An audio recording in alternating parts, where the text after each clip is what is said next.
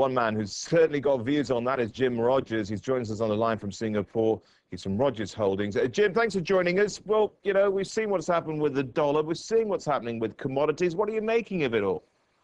Well, I mean, I find it outrageous that the Federal Reserve is just throwing the dollar out the window. I happen to be an American citizen, and they're signaling to the whole world that they have given up on the dollar. They've been signaling for months. Anybody listening or watching this show should get out of his dollar because the Fed has given up. Do you really think so? We've had comments that they're still in favor of a strong dollar policy. Please, do we even bother reporting that anymore? Poor Hank Paulson, had a reasonable education and a reasonable good career, head of Goldman Sachs. Now he goes around the world making a fool out of himself. Goes around saying we want a strong dollar. The next day he goes to China and says we want a weak dollar. Then he goes to Japan and says we want a weak dollar. I mean, you have to feel sorry for the guy. At least I do. Yeah, Jim. I mean, where do we go from here? I mean, we've seen the run-up in commodities. Is this a haven to be in now? Is that the only place you can be safe? Well, throughout history, the place to be when a currency's been under duress and being debased is to be in real assets. That happens to be commodities or other sound currency. And the other sound currencies these days are the Swiss franc and the Japanese yen, and the renminbi, of course. But the best place to be is in real assets. Always has been. Nothing new about it. I mean, would you go metals, or would you look at the likes of, coffee, cocoa, sugar, that sort of stuff? Well, agriculture is still the cheapest, if you ask me. But well, that's where I've been buying agriculture in the past little while.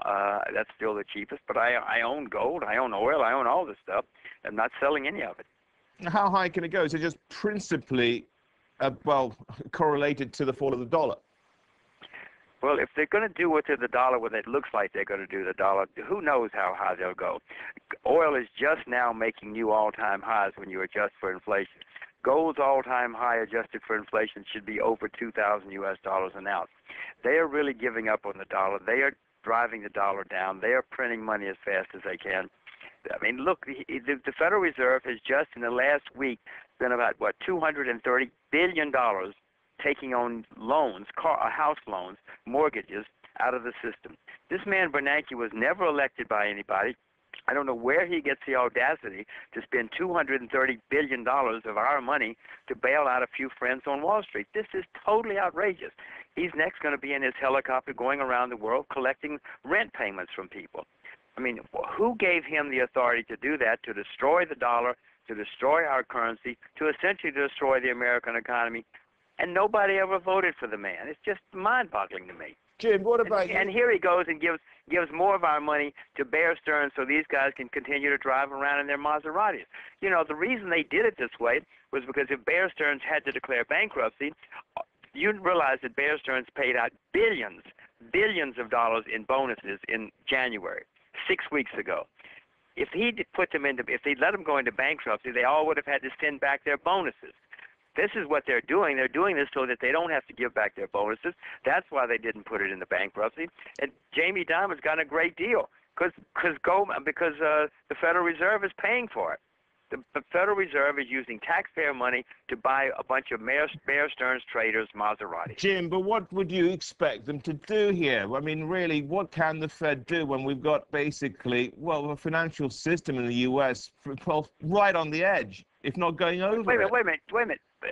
Investment banks have been going bankrupt since the beginning of time. What are you talking about? Let somebody go bankrupt. It's not the end of the world. You remember what happened in the 70s when they tried this tactic, when Arthur Burns kept printing money, saving people. Finally, interest rates had to go over 20%. They had to bring in Paul Volcker, who had to take draconian measures, put the country into a serious recession. That was the only hope at that point. How much more money do you think the Federal Reserve has? They've trotted out hundreds of billions of dollars so far to bail out their friends on Wall Street. How much more money do you think they've got? Jim, let's just look at the risks overall now with the financial system as a whole and looking globally. Let's do so. Yeah, go on. In 1966, the entire Japanese financial community went bankrupt. Every broker in Japan was in bankruptcy in 1966. Japan came out of that, became one of the great powerhouses of the world. In 1907, Everybody on Wall Street was bankrupt. Everybody was bankrupt in 1907. America recovered from that and had a very, very nice future. Are you telling me that we're never going to have bankruptcies in the financial community again? I'm not telling you anything, Roger. Jim, just having a look at what's happening as well. You know, you've been getting out of dollar assets. You know, where are you with that now? Well, most of my U.S. dollars are gone. I keep hoping it'd be a rally so I can get the rest of them out. But unfortunately, with Bernanke running things, there's never going to be a rally, it looks like. So I'm mainly out of my U.S. dollars. I've been telling you guys for months that I'm trying to get out of Jim, dollars. but what about, you know, Greenspan's role in all this as well? With, you know, you can't say that it's all Bernanke's fault. Oh, no, it's certainly Greenspan. Between the first two central banks in America failed. Between Greenspan and Bernanke, and I've written this, it's in my books, you know, that long before this happened, between Greenspan and Bernanke, they're setting up the failure of the central bank, the demise of the Federal Reserve. The first two failed. This one's going to fail, too. Jim? Because of Greenspan and Bernanke, not just Bernanke. Greenspan laid a perfect foundation for Bernanke.